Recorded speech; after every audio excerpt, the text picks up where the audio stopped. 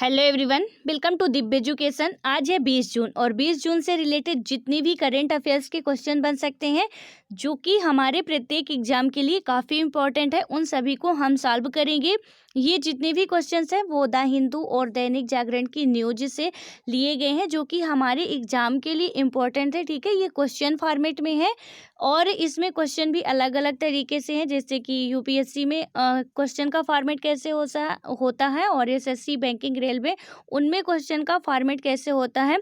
क्योंकि current affair तो same ही रहता है किसी भी एग्जाम का हो, इसलिए इनमें से क्वेश्चन का बस फॉर्मेट चेंज कर दिया जाता है। तो हम लोग इसको अलग अलग तरीके से देखेंगे कि कैसे क्वेश्चन किस एग्जाम के लिए कैसे क्वेश्चन बन सकते हैं। ठीक है, सो यहाँ पे यदि हम बात करें तो कल का अभ्यास प्रश्न जो था, तो उसको बात करने से पहले आप में से जो भी इस चैनल पे नया हो, चैनल को जरूर सब्सक्राइब कर लें तथा अपने दोस्तों को भी शेयर कर दें ताकि उन तक भी वीडियो आसानी से पहुंच जाए।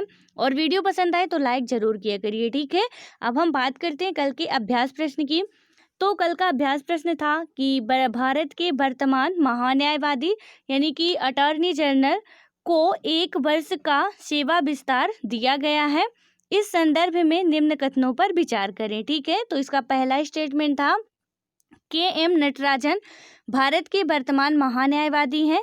दूसरा स्टेटमेंट था संविधान के अनुच्छेद 76 में महान्यायवादी की नियुक्ति का जिक्र है। और तीसरा स्टेटमेंट था कि महान्यायवादी की नियुक्ति भारत के मुख्य न्यायाधीश के द्वारा की जाती है।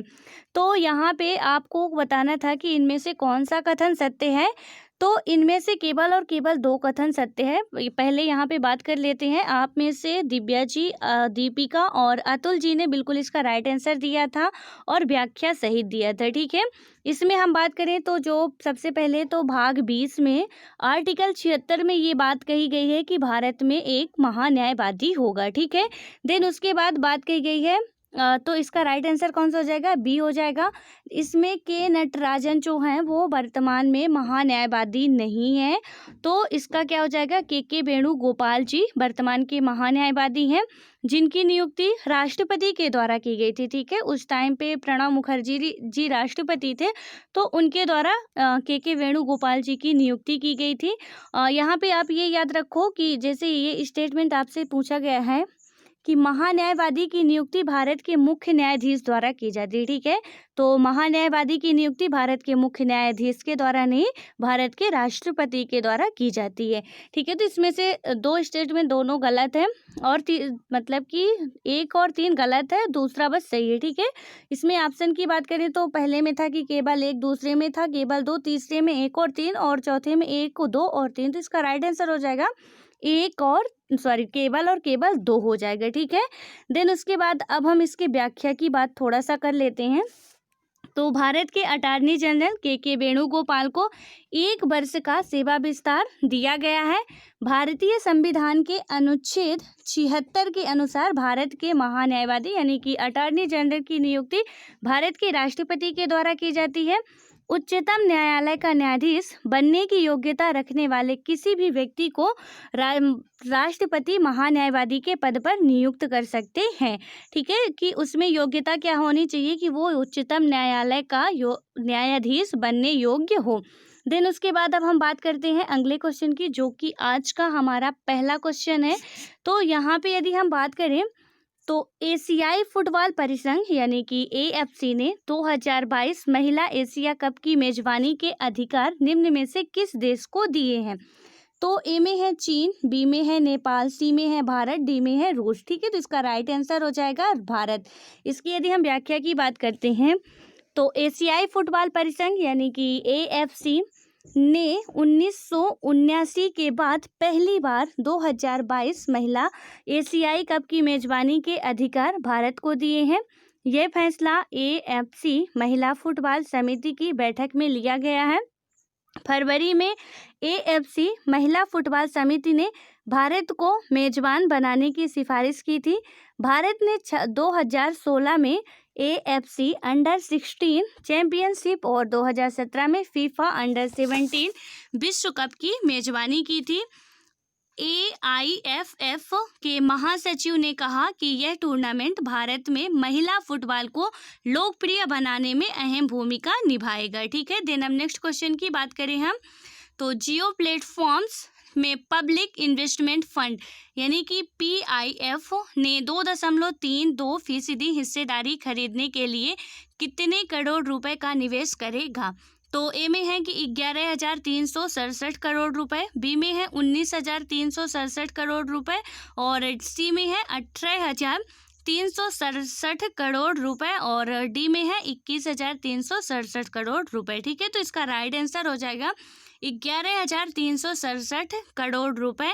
इसकी यदि हम व्याख्या की बात करते हैं तो सऊदी अरब का wealth fund public investment fund यानी कि PIF जियो प्लेटफॉर्म में 11,367 करोड़ रुपए का निवेश करेगा। इस निवेश के जरिए PIF को जियो प्लेटफॉर्म में 2.32% हिस्सेदारी मिलेगी। रिलायंस की ओर से जारी बयान के मुताबिक PIF ने जियो प्लेटफॉर्म की 4.91 लाख करोड़ रुपए की इक्विटी वैल्यू पर यह निवेश किया है। राइट, द नेक्स्ट क्वेश्चन की बात करें तो हाल ही में किस राज्य सरकार ने नीट परीक्षा, ठीक है, जो नेट की परीक्षा होती है, को पास करने वाले सरकारी संस्थानों के छात्रों को 10% आरक्षण देने की घोषणा की है? तो ए में है बिहार, बी में है पंजाब, सी में है तमिलनाडु और डी में है कर्नाटक। तो इसका राइट आंसर हो जाएगा तमिलनाडु। इसके व्याख्या की बात करें तो तमिलनाडु मंत्रिमंडल ने सरकारी स्कूल के छात्रों के लिए 10% आरक्षण को मंजूरी दे दी है जिन्होंने नीट की परीक्षा पास की है। यह फैसला मद्रास हाईकोर्ट के पूर्व न्यायाधीश पी कलैया रासन वाले एक सदस्यीय आयोग की रिपोर्ट के आधार पर लिया गया है। क्षैतिज आरक्षण उन सभी वर्गों के छात्रों पर लागू होगा जिन्होंने उन सरकारी स्कूलों में पढ़ाई की है जो नगर पालिकाओं और नगर निगमों आदि द्रविड़ और जनजातीय कल्याण कल्लार पुनर्वित्त स्कूलों और वन विभाग के स्कूलों में आते हैं। राइट, दिन अगले क्वेश्चन की बात करें यदि हम तो विश्व एथनिक दिवस निम्न में से किस दिन मनाया जाता है? तो ए में है 15 जनवरी को, बी में है 10 मार्च को, सी में है 18 मार्च को और डी में है 19 जून को। सी में 18 अप्रैल है और डी में है 19 जून को। तो इसका राइट आंसर हो जाएगा 19 जून को। इसकी व्याख्या की यदि हम बात करें तो विश्व एथनिक दिवस प्रतिवर्ष 19 जून को मनाया जाता है। यह दिवस विश्व भर में अलग अलग क्षेत्रों की ऐतिहासिक विरासत, सभ्यता, मानव जाति, विज्ञान, कला और संस्कृति को सहेजने के लिए जागरूकता फैलाने के उद्देश्य से मनाया जाता है। विश्व संस्कृति के संरक्षण तथा उसे सुरक्षित रखने के उद्देश्य से इस दिवस को मनाया जाना घोषित हुआ है। ठीक है, दिन नेक्स्ट क्वेश्चन की बात करें तो क्रेडिट रेटिंग एजेंसी फिच ने 8 साल में पहली बार किस देश की GDP ग्रोथ निगेटिव रहने का अनुमान लगाया है? तो ए में है चीन, बी में है भारत, सी में है जापान, डी में है रूस। तो इसका राइट आंसर हो जाएगा भारत को। ठीक है, तो जो क्रेडिट रेटिंग एजेंसी फिच ने 8 साल में पहली बार भारत का आर्थिक परिदृश्य स्थिर से घटाकर नकारात्मक कर दिया है। रेटिंग एजेंसी ने कहा कि कोविड-19 महामारी ने देश की आर्थिक वृद्धि की संभावना को कमजोर किया। फिच से पहले मूडीज ने भी इस महीने की शुरुआत में देश की रेटिंग को कम करके सबसे निचली निवेश श्रेणी यानी कि Baa2 में रख दिया था और फिच का अनुमान है कि देश की अर्थव्यवस्था, इसका ये जो BAA हम लोगों ने पढ़ा था आपको याद होगा, ठीक है, तो ये था और इसमें रख दिया गया था। फिच का अनुमान है कि देश की अर्थव्यवस्था में 31 मार्च 2021 को समाप्त होने वाले वित्त वर्ष के दौरान 5% का संकुचन आएगा। फिच ने इससे पहले साल 2012 में भारत की अर्थव्यवस्था का परिदृश्य स्थिर से घटाकर नकारात्मक किया था। राइट, देना अगले क्वेश्चन को देखें तो ऑस्ट्रेलिया क्रिकेट बोर्ड ने हाल ही में किस बैटिंग कोच को उनके पद से हटा दिया है? तो ए में है ग्रीम हिक को, बी में है रिकी पोंटिंग को और सी में है स्टीव वाको और डी में है जस्टिन लैंगर को। तो इसका राइट आंसर हो जाएगा इसका राइट आंसर है ग्रीम हिक। ठीक है, इसकी व्याख्या की यदि हम बात करें तो ऑस्ट्रेलिया के प्रमुख कोच जस्टिन लैंगर ने हाल ही में कहा कि देश के क्रिकेट बोर्ड के खर्चे में कटौती की कवायद के तहत सपोर्ट स्टाफ की संख्या कम करने का खिलाड़ियों पर कोई बुरा असर नहीं पड़ेगा। ऑस्ट्रेलिया क्रिकेट बोर्ड ने हाल ही में बैटिंग कोच ग्रीम हिक को उनके पद से हटा दिया है। कोविड-19 महामारी के चलते वित्तीय संकट को देखते हुए सीए ने जिन 40 लोगों को निकाला है उनमें ग्रीक हिक भी शामिल है। ग्रीम हिक ने इंग्लैंड के लिए 65 टेस्ट मैच और 120 एक दिवसीय अंतर्राष्ट्रीय मैच खेले हैं। राइट, देन अगले क्वेश्चन को देखें यदि हम तो अमेरिका के राष्ट्रपति ने किस देश में 9,500 अमेरिकी सैनिकों को ठिकाने से वापस लेने की योजना की पुष्टि की है? तो ए में है जर्मनी, बी में है चीन, सी में है रूस और डी में है जापान। तो इसका राइट आंसर हो जाएगा जर्मनी। इसकी व्याख्या की बात करें तो अमेरिका के राष्ट्रपति ने जर्मनी में 9,500 अमेरिकी सैनिकों को ठिकानों से वापस लेने की योजना की पुष्टि की है। अमेरिकी मीडिया ने पिछले हफ्ते रिपोर्ट दी थी कि ट्रंप जर्मनी से 9,500 सैनिकों को हटाना चाहते हैं और जर्मनी में तैनात सैनिकों की उच्चतम संख्या 25,000 तय करना चाहते हैं। ट्रंप के बयान तक अमेरिकी सरकार ने इसकी औपचारिक तौर पर पुष्टि नहीं की थी। हालांकि जर्मनी सरकार ने पिछले हफ्ते कहा था कि अमेरिकी सरकार ने उसे अपनी योजनाओं की सूचना दी है। राइट, देन नेक्स्ट क्वेश्चन की बात करें तो किस देश की संसद ने उत्तराखंड के पिथौरागढ़ जिले में भारतीय क्षेत्र पर दावा करने वाले नए नक्शे को मंजूरी दे दी है? तो ए में है नेपाल, बी में है बांग्लादेश, सी में है पाकिस्तान और डी में है चीन। तो इसका राइट आंसर हो जाएगा नेपाल। ठीक है, तो भारत के कड़े विरोध के बावजूद इस नए नक्शे में नेपाल ने 3 भारतीय इलाकों लिपुलेख, कालापानी और लिपियाधुरा को अपने क्षेत्र के रूप में दर्शाया है। नेपाल के इस कदम से दोनों देशों के सौहार्दपूर्ण संबंधों को बहुत बड़ा झटका लगा है। नेपाल के राष्ट्रपति भवन की तरफ से जारी बयान के मुताबिक राष्ट्रपति भंडारी ने बिल पर संवैधानिक प्रावधानों के तहत हस्ताक्षर किए हैं। इस नक्शे को राष्ट्रीय मान्यता देने के लिए संविधान संशोधन बिल को नेपाली संसद के उच्च सदन ने 18 जून 2020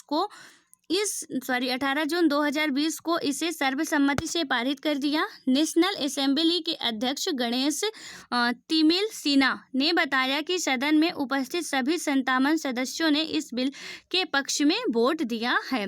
राइट, द नेक्स्ट क्वेश्चन की बात करें यदि हम तो प्रधानमंत्री नरेंद्र मोदी ने हाल ही में वाणिज्यिक खनन के लिए कितने कोयला खदानों के नीलामी प्रक्रिया शुरू की है?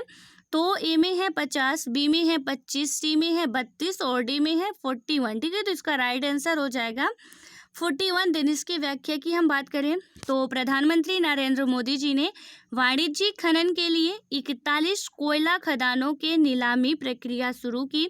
सरकार के इस कदम से देश का कोयला क्षेत्र निजी कंपनियों के लिए खुल जाएगा।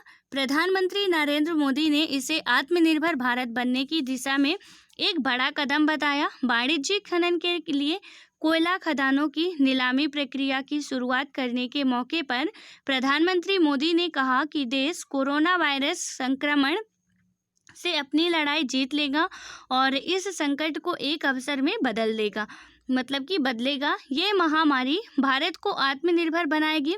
वाणिज्यिक खनन के लिए कोयला खदानों की नीलामी से देश में अगले 5 से 7 साल में 33,000 करोड़ रुपए के पूंजीगत निवेश की उम्मीद है। राइट, द नेक्स्ट क्वेश्चन की बात करें जो कि आज का आखिरी क्वेश्चन है। एशियाई बैंक विकास बैंक यानी कि एडीबी, ठीक है, एशियन डेवलपमेंट बैंक ने हाल ही में कहा कि चालू वित्त वर्ष में भारत की अर्थव्यवस्था कितने प्रतिशत संकुचित होने का अनुमान है? तो ए में है 5%, बी में है 7%, सी में है 4% और डी में है 3%। तो इसका राइट आंसर हो जाएगा 4%। ठीक है, इसकी यदि हम व्याख्या की बात करें तो एशियन डेवलपमेंट बैंक ने हाल ही में कहा कि चालू वित्त वर्ष में देश की अर्थव्यवस्था 4% संकुचित होने का अनुमान है। कोरोना वायरस महामारी की वजह से देश की अर्थव्यवस्था पर बुरा प्रभाव पड़ा है। रिपोर्ट में कहा गया है कि हांगकांग, कोरिया गणराज्य, सिंगापुर और ताइपेई जैसी नई औद्योगिक अर्थव्यवस्था को छोड़कर विकासशील एशिया के चालू वर्ष में 0.4% की दर से और 2021 में 6.6% की दर से वृद्धि करने का अनुमान है। राइट, द नेक्स्ट क्वेश्चन की बात करें अब, जो कि आज का हमारा अभ्यास प्रश्न है। तो इसमें से क्या बात कही गई है? संयुक्त राष्ट्र के व्यापार एवं विकास सम्मेलन यानी कि अंकटाड, ठीक है, UNCTAD द्वारा हाल ही में जारी विश्व निवेश रिपोर्ट 2020 के अनुसार 2019 में प्रत्यक्ष विदेशी निवेश यानी कि FDI के मामले में भारत का स्थान है। तो आपको बताना इसमें से पहले में है कि 9वां है या 14वां है या 11वां है या 13वां, ठीक है। तो इसका राइट आंसर आप लोगों को देना है और आई होप कि आप सभी इसका राइट आंसर दोगे, जितने भी रेगुलर देख रहे हो। तो और जो दे रहे हैं तो ठीक है, लेकिन आप लोग भी कोशिश किया करिए कि इसका आंसर दें, क्योंकि ये सारे ही मतलब प्रीवियस डे के क्वेश्चन रहते हैं, 1-2 दिन पहले के क्वेश्चन रहते हैं। इसलिए जो रेगुलर कंटिन्यू वीडियो देखता होगा उससे बिल्कुल क्वेश्चन बन जाएंगे। और हाँ, क्वेश्चन आंसर ज़रूर दिया करिए, क्योंकि इससे आपका ही रिवीजन होगा, ठीक है। ये आपके लिए प्लस पॉइंट होगा, इसलिए आप लोग कोशिश ज़रूर किया करिए, क्योंकि कोशिश करने वालों की कभी हार नहीं होती है, ठीक है। सो आशा करते हैं कि अब आप सभी आंसर दोगे। तो मिलते हैं नेक्स्ट वीडियो में, तब तक के लिए बाय बाय, खुश रहो, पढ़ते रहो।